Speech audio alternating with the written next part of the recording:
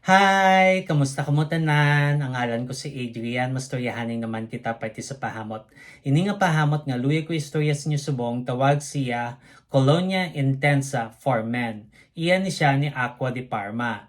Panlalaki ni siya, pero kung luya mo siya suksukon, bahala ka pag gusto ka.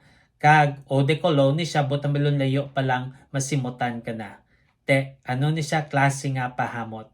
Bali, mainit, kag makahang, nga citrus. Amo na siya kung simutan.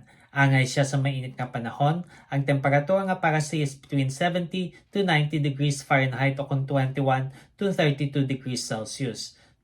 Ano ang iyang mga nota?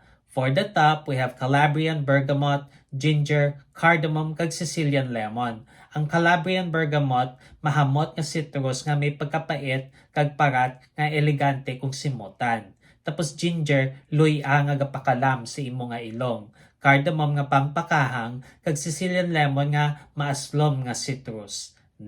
Kag for the mid, we have neroli, artemisia, kag myrtle. Ang neroli, mag-an kag pait na siya nga citrus nga nota. Tapos artemisia nga pait nga herbal nga nota, kag myrtle nga matamis kag presko nga herbal nga nota.